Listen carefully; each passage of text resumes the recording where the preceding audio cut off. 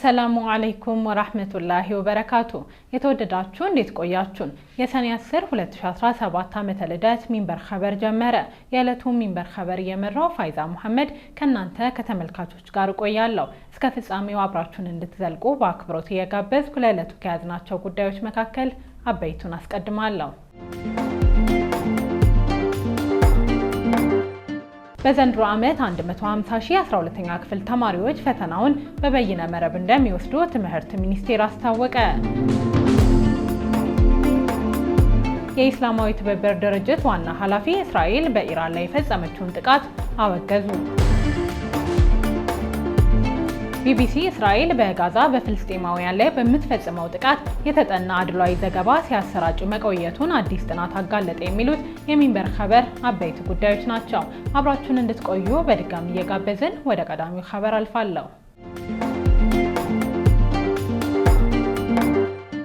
በዘንድሮ ዓመት ለ150,000 12ኛ ክፍል ተማሪዎች ፈተናው በበይነ መረብ እንደሚሰጥ የትምህርት ሚኒስትሩ ተናገሩ። የትምህርት ሚኒስትሩ ፕሮፌሰር ብርሃኑ ነጋ በ2017 ከ12ኛ ክፍል ተማሪዎች መካከል ለ150,000 ተማሪዎች ፈተናው በበይነ መረብ እንደሚሰጥ የተናገሩት ፈተናው በስኬት እንዲከናወን የጸጥታና ባለድርሻ አካላት የጋራ ውይይት ባካሄዱበት መድረክ ነው። በመድረኩ የፈተና አሰጣጥ መርሃ ግብሩን በሚመለከት በተዘጋጀው የጸጥታ እቅድ ላይ ውይይት ተደርጓል።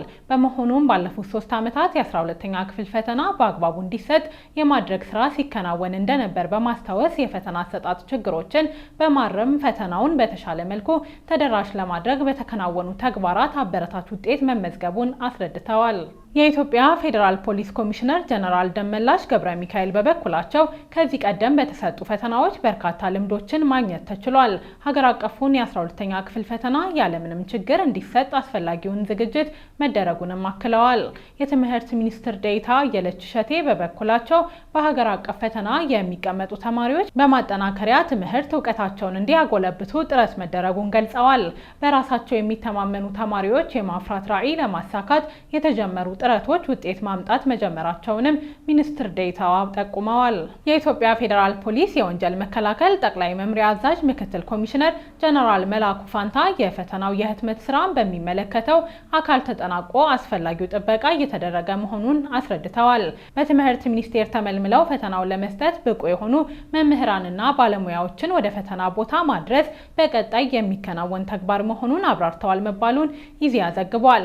የትምህርት ምዘናና ፈተናዎች አገልግሎት እንዳስታወቀው የ2017 ትምህርት ዘመን ሁለተኛ ደረጃ ትምህርት ማጠናቀቂያ ፈተና የሚሰጠው ከሰኔ 23 እስከ ሐምሌ 8 2017 ዓመተ ልደት ነው። በወረቀት የሚፈተኑ የተፈጥሮ ሳይንስ ተፈታኞች ሰኔ 21 እና 22 2017 እንዲሁም የማህበራዊ ሳይንስ ተፈታኞች ሰኔ 29 እና 30 2017 ወደሚፈተኑበት ዩኒቨርሲቲ እንደሚገቡ ተገልጿል። በበይነ መረብ የሚፈተኑ ተፈታኞች ከመኖሪያ ቤታቸው በየቀኑ እየተመላለሱ በተመደቡበት መፈተኛ ማዕከል የሚፈተኑ መሆኑ ተመላክቷል። በተያዘው ዓመት የ12ኛ ክፍል ሀገር አቀፍ ፈተና በአጠቃላይ የሚፈተኑ ተማሪዎች ቁጥር ከ600,000 በላይ እንደሚሆን ተገልጿል።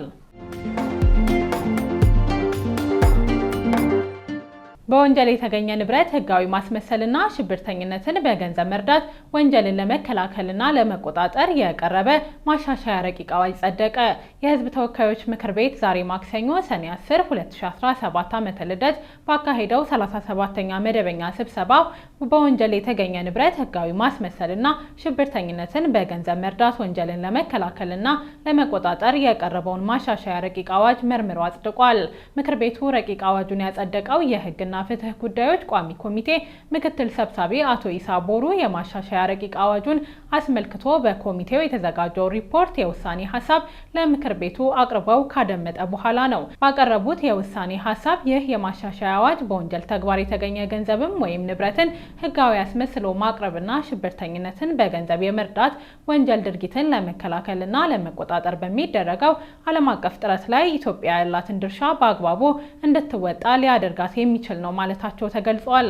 የምክር ቤት አባላት በበኩላቸው የረቂቅ አዋጁ በርካታ አንቀጾች የተሻሻሉ በመሆኑ ማሻሻያ አዋጁ ከሚባል የቀድሞ አዋጅ 780/2005 ተሽሮ በአዲስ የተተካ ቢባል ረቂቅ አዋጁ ነጋዴዎችን፣ ተቃዋሚ የፖለቲካ ፓርቲዎችና ጋዜጠኞችን የሚጎዳ እንዳይሆን ሲሉ ስጋታቸውን ገልጸዋል ተብሏል። በመጨረሻም ምክር ቤቱ በረቂቅ አዋጁ ላይ በስፋት ከተወያየበት በኋላ በወንጀል የተገኘ ንብረት ህጋዊ ማስመሰልና ሽብርተኝነትን በገንዘብ መርዳት ወንጀልን ለመከላከልና ለመቆጣጠር የቀረበው ማሻሻያ ረቂቅ አዋጅ ቁጥር 1387/2017 አድርጎ በ3 ተቃውሞና በ1 ድምጽ ታቅቦ በአብላጫ ድምጽ አጽድቋል።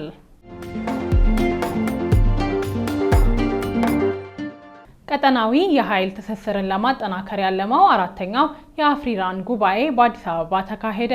ቀጠናዊ የኃይል ትስስርን ለማጠናከር ያለመው አራተኛው የአፍሪራን ጉባኤ በአዲስ አበባ የተካሄደው በዛሬው ዕለት ነው። በዚሁ ጉባኤ ላይ የተናገሩት የውሃና ኢነርጂ ሚኒስትር ሀብታሙ ኢተፋ በውሃ ሀብት ልማት ዙሪያ ቀጠናዊ ትብብርን ማጠናከር አስፈላጊ ነው ብለዋል።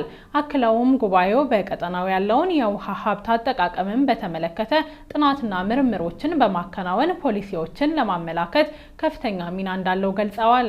በምስራቅ አፍሪካ ቀጠና እምቅ የውሃ ሀብት መኖሩን የጠቀሱት ሚኒስትሩ ሆኖም በአካባቢው የሚገኙ የውሃ ሀብቶች በአግባቡ አለመልማታቸውን ተናግረዋል። ለቀጠናው ሀገራት የጋራ እድገት በውሃ ሀብት ልማት ዙሪያ በትብብር መስራት ይገባል ያሉት ሚኒስትሩ በኃይል አቅርቦት ላይ ኢንቨስት ማድረግ የቀጠናው ሀገራት ተቀዳሚ ስራ ሊሆን እንደሚገባ አስገንዝበዋል። ኢትዮጵያ በዘርፉ የጋራ ተጠቃሚነት መርህን ትከተላለች ያሉት ሚኒስትሩ በውሃ ሀብቷ ከብሔራዊ ጥቅሟ ባለፈ የቀጠናውን ሀገራት ተጠቃሚ ለማድረግ እየሰራች ነው ብለዋል። በተለይም ታላቁ የኢትዮጵያ ህዳሴ ግድብ ቀጠናውን በመሰረተ ልማትና በኤሌክትሪክ ኃይል ለማስተሳሰር ትልቅ አቅም እየፈጠረ እንደሚገኝ በአጽንኦት ተናግረዋል።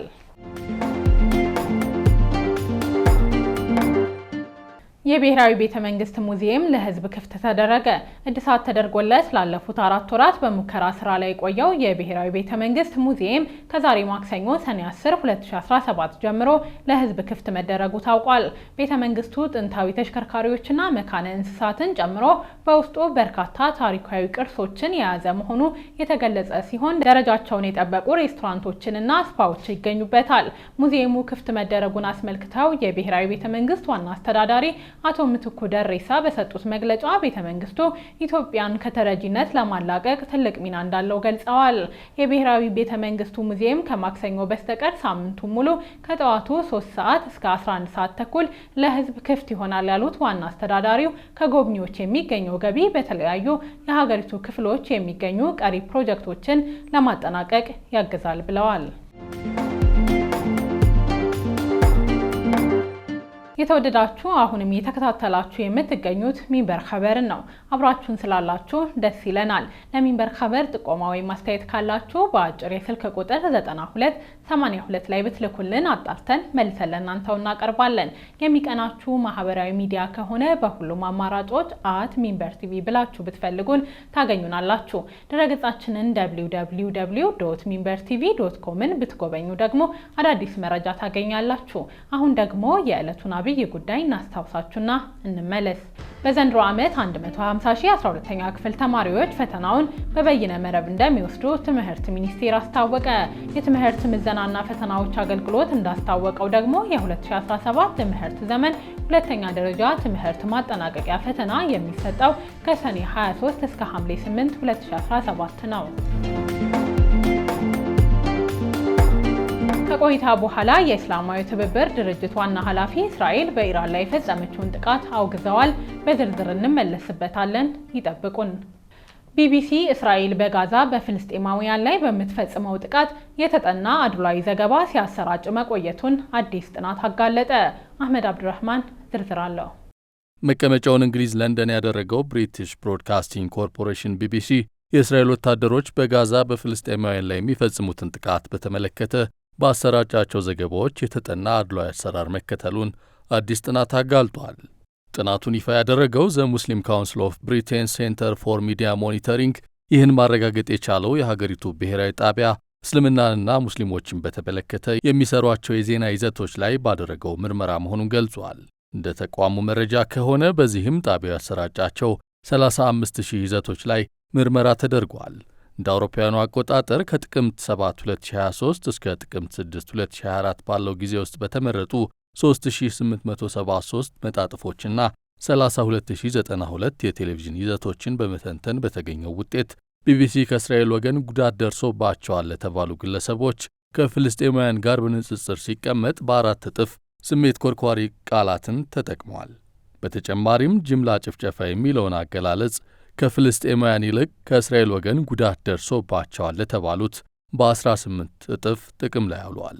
ጣቢያው ከዚህ ባሻገር በዘገባዎች ላይ ታሪካዊ እንዲሁም የቅርብ ጊዜ ክስተቶችን አውድ ወይም ኮንቴክስት ከማስቀመጥ ራሱን አቅቧል። ሚድል ኢስት አይ እንደዘገበው በዚህ አግባብ ሆን ተብለው ከተዘለሉት መካከል ለአንዳንድ ክስተቶች መነሻ ተብለው የሚጠቀሱ በእስራኤል ጠቅላይ ሚኒስትር ቤንያሚን ኔታንያሁ የተደረጉ የዘር ፍጅትን የሚቀሰቅሱ ንግግሮች ይገኙበታል።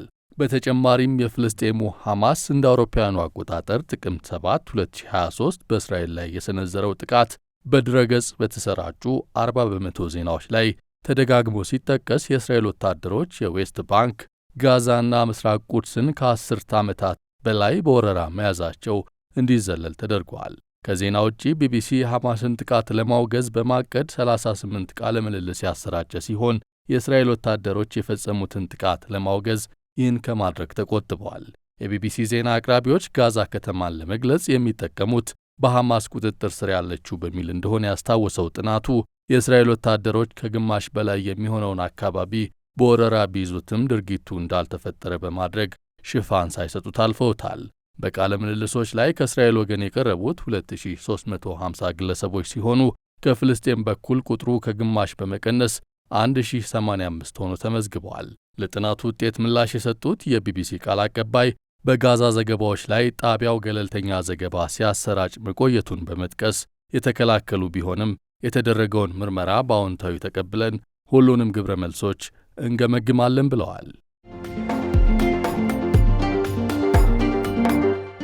የኢስላማዊ ትብብር ድርጅት ዋና ኃላፊ እስራኤል በኢራን ላይ የፈጸመችውን ጥቃት አወገዘ። የተዘጋጀውን ዝርዝር ከድር ከማል ያቀርበዋል። የእስላማዊ ትብብር ድርጅት ዋና ጸሐፊ ሂሴን ብራሂም ጣሃ እስራኤል በኢራን እስላማዊ ሪፐብሊክ ላይ የፈጸመችውን ጥቃት ያወገዙት ከኢራን የውጭ ጉዳይ ሚኒስትር አባስ አራክቺ ጋር በስልክ ባደረጉት ንግግር መሆኑን አናዶሉ ኤጀንሲ ዘግቧል። የኢራን የውጭ ጉዳይ ሚኒስቴር ባወጣው መግለጫ ጣሃ እስራኤል ባለፈው ሳምንት መጨረሻ በኢራን ላይ የሰነዘረችውን ጥቃት በጣም አሳሳቢ መሆኑን በገለጹበት ወቅት ጠንካራ ቃላት ተጠቅመዋል። አያይዘውም የእስላማዊ ትብብር ድርጅት ከተባበሩት መንግስታት ጋር በአንድነት በመሆን ከተፈጸመው ዓለም አቀፍ ሕግ ጥሰት ለመመከት ድጋፍ ለማሰባሰብ ቁርጠኛ መሆኑንም ገልጸዋል። የኢራን የውጭ ጉዳይ ሚኒስትር አባስ አራግቺ በበኩላቸው የሙስሊም ሀገሮች በቀጠናው ላይ እየጨመረ የመጣውን የእስራኤልን ሕገወጥነት እና ጥቃት ለመቋቋም የጋራ ምላሽ እንዲሰጡ ጥሪ ማቅረባቸውን ዘገባው አመልክተዋል። አክለውም እስራኤል የዓለም አቀፍ ሕግ እና የተባበሩት መንግስታት ቻርተር ላይ የፈጸመችው ግልጽ ጥሰት በአካባቢያዊ እና ለዓለም አቀፍ ሰላምና ደህንነት ስጋት መፍጠሩን በመጥቀስ በጥቃቱ የኢራን ዜጎች እና የዩኒቨርሲቲ ፕሮፌሰሮችን በመግደል በኢራን የኒውክሌር ተቋማት ላይ ጥቃት እንደተሰነዘረም አብራርተዋል። ጥቃቶች በአሁኑ ሰዓት በእስራኤል በስልጣን ላይ ያለው አገዛዝ ተጨማሪ ወንጀሎችንና ጥቃቶችን የሚያበረታታ መሆኑ ማሳያ ናቸው ብለዋል። እስራኤል ከባለፈው ሳምንት ጁምዓ አንስቶ በኢራን ግዛት ላይ ተከታታይ ጥቃቶችን በማድረስ የኒኩሌርና የሚሳኤል ተቋማትን ኢላማ በማድረግ ከፍተኛ ወታደራዊ ባለስልጣናትንና ሳይንቲስቶችን መግደሏን ዓለም አቀፍ መገናኛ ብዙሃን ዘግበዋል። የነዳጅ እና ጋዝ መሠረተ ልማቶችም እንዲሁ ኢላማ ተደርገዋል። ኢራን በበኩሏ በመላ እስራኤል በርካታ አካባቢዎችን ኢላማ በማድረግ ሚሳኤሎችን በመጠቀም የአጸፋ ምላሽ መስጠቷን የሀገሪቱ መገናኛ ብዙሃን ዘግበዋል። እስራኤል በኢራን ላይ ጥቃት ከፈጸመች በኋላ የነዳጅ ዋጋ 10 በመቶ ገደማ ጨምረዋል። ብሬንት የተሰኘው ነዳጅ ዋጋ ሰኞ ዕለት በ3.38 በመቶ ከፍ ብሎ አንድ በርሜል በ71.84 ዶላር ተሽጧል። ከጥቃቱ በፊት የአንድ በርሜል ብሬንት ዋጋ 69 ዶላር ነበር። ሚድል ኢስት አይ እንደዘገበው ቀድሞ እንደተፈራው የነዳጅ ዋጋ ጭማሪው ባለበት እንዲገታ ያደረገው ዋናው ምክንያት ኢራን በአረብ ባህረ ሰላጤ የሚገኙትን በነዳጅ የበለጸጉ ሀገራትን በቦምብ አለማጥቃቷ ወይም በዓለም አቀፍ ላይ 1/3 የሚሆነው የባህር ላይ ነዳጅ የሚያልፍበትንና ኢራንን ከባህረ ሰላጤው ሀገራት የሚለየው የሆርሙዝ ጠረፍን እንደምትዘጋው ብትዝትም ተግባራዊ አለማድረጓ ነው። እንደ ዘገባው ከሆነ እስራኤልና ኢራን ለኢነርጂ መሠረተ ልማቶች ከፍተኛ ጥበቃ እያደረጉ ይገኛሉ። ይህ በእንዲህ ባለበት እስራኤል በሳምንቱ መጨረሻ በኢራን ደቡባዊ የባህር ዳርቻ ላይ 2 የጋዝ ማቀነባበሪያ ተቋማት ላይ ጥቃት ሰንዝራለች። ኢራን በአጸፋው በሃይፋ የሚገኘውን የእስራኤልን ባዛን የተሰኘ የነዳጅ ማጣሪያ ሕንፃ ላይ ቦምብ በመጣል ከፍተኛ እሳት እንዲነሳ አድርጋለች። ጥቃቶቹ ቢቀጥሉም በሁለቱም ወገኖች በኩል ከፍተኛ የአቅርቦት መቋረጥን ለማስቀረት ሲባል በጥንቃቄ የተደረጉ መሆኑን ታዛቢዎችን ጠቅሶ ዘገባው አስፍረዋል። የኢራንና እስራኤል ጦርነት በቀጠለበት በዚህ ጊዜ በዓለም አቀፍ ደረጃ ለነዳጅ ኢንዱስትሪው ገንዘብ በማቅረብ የሚታወቀው የአሜሪካው ሲቲ ባንክ የነዳጅ ዋጋ በበርሜል ከ60 እስከ $65 እየተሸጠ ሊቀጥል እንደሚችል ትንበያውን አስቀምጧል። ባንኩ ይህን ግምት ቢያስቀምጥም ኢራንን ከባህረ ሰላጤው ሀገራት የሚለየው የሆርሙዝ ጠረፍ ላይ ጥቃት ተሰንዝሮ የመዘጋት ዕድል የሚኖረው ከሆነ በአሜሪካና አውሮፓ ሸማቾች ላይ ጫናውን ሊያሳርፍ እንደሚችል ባለሙያዎች እየተናገሩ ይገኛሉ። ምናልባትም ይህ ከተከሰተ አሜሪካ እና አውሮፓ እስራኤል ከጦርነቱ እንድታፈገፍግ ጫና ሊያሳድሩ እንደሚችሉም መላምቶች ተሰንዝረዋል። በሌላ በኩል የሆርሙዝ ጠረፍ በጥቃት ቢደመሰስ በጦርነቱ አሜሪካ እጇን ልታስገባ እንደምትችል ግምቶች ተቀምጠዋል። ከእስራኤል ጥቃት በኋላ የባህረ ሰላጤው ሀገሮች ጥቃቱን ቢያወግዙም ከማንኛውም ወታደራዊ ጣልቃ ገብነት ራሳቸውን ለማራቅ መሞከራቸውን ሚድል ኢስት አይ ዘግበዋል። ሮይተርስ ዜና ወኪል ሰኞ ዕለት እንደዘገበው ከሆነ ደግሞ ኢራን፣ ሳውዲ አረቢያ፣ ኦማን እና ኳታር ጋር በመሆን ከእስራኤል ጋር የተኩስ አቁም እንዲደረግ በትራምፕ አስተዳደር ላይ ግፊት እንዲያደርጉ ጠይቃለች። በዘገባው መሰረት የአረብ ባለስልጣናት አሜሪካ ቴህራን ላይ የቦምብ ጥቃት የመሰንዘር ዕድሏ እየጨመረ መጥቷል በሚል ስጋት ገብቷቸዋል።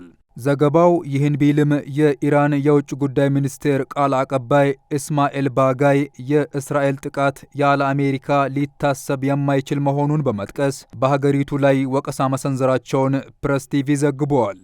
አሜሪካ ጥቃቱን እንድታወግዝ የጠየቁት ቃል አቀባዩ ሀገሪቱ የተባበሩት መንግስታት ድርጅት የጸጥታው ምክር ቤት አባል በመሆኗ ግዴታ እንዳለባትም ተናግረዋል። ይህ ባልተፈጸመበት ሁኔታ የሚደረግ ማንኛውም የተኩስ አቁም ንግግር ትርጉም የለሽ ነው ሲሉ አስረድተዋል።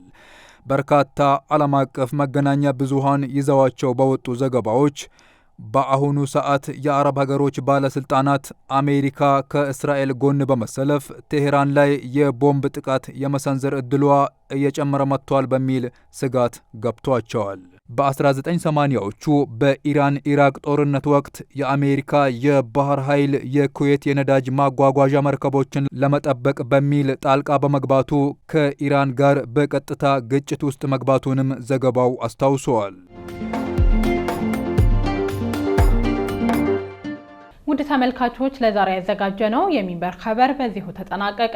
ፋይዛ መሐመድ አብሬያችሁ ቆየሁ። ወሰላሙ አለይኩም ወራህመቱላሂ ወበረካቱ።